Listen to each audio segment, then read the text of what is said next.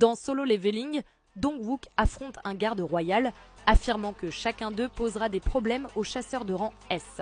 Mais un monstre reste un monstre, et comparé aux chasseurs qui utilisent une variété d'attaques, ces fourmis sont ennuyeuses. En comparaison, Dong-wook appelle le chasseur Cha, qui transperce rapidement la tête de la fourmi avec son épée, puis utilise la lame pour trancher le corps du monstre. Et merci à Louis, Animexedit et Ogmia, les 3 derniers abonnés.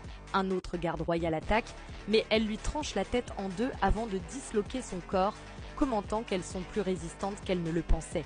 Dong-wook reconnaît la différence entre les gardes royaux et les fourmis ordinaires, mais se dit soulagé qu'il n'y en ait pas trop. Byung-gu rassure l'équipe en leur disant qu'il a leur dos, et Baek fait une remarque, affirmant qu'il n'est finalement pas aussi faible qu'il en avait l'air.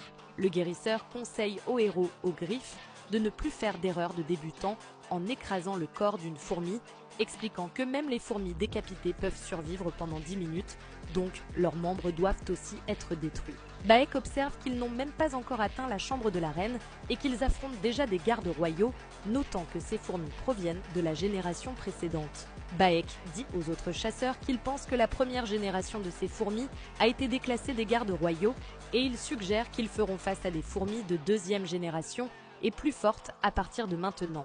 Byung-gu est d'accord et prépare tout le monde en appliquant des buffs, expliquant que ceux-ci ne rendent pas seulement les chasseurs plus forts, mais leur permettent également de prendre en charge plusieurs ennemis.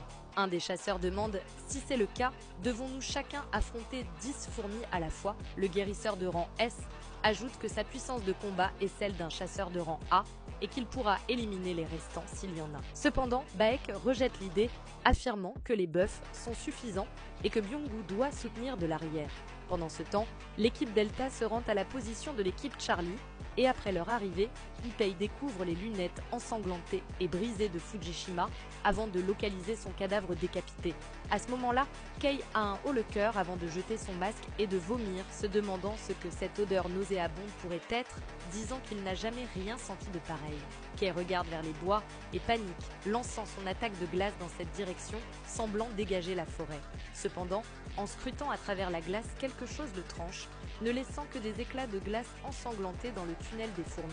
L'équipe coréenne nettoie la chambre et Baek félicite silencieusement Chae-in qui a massacré 2 fois plus de fourmis que lui en si peu de temps. Dong-wook calcule qu'il leur reste environ 30 minutes et Cha identifie la reine des fourmis et ses gardes grâce à son odorat.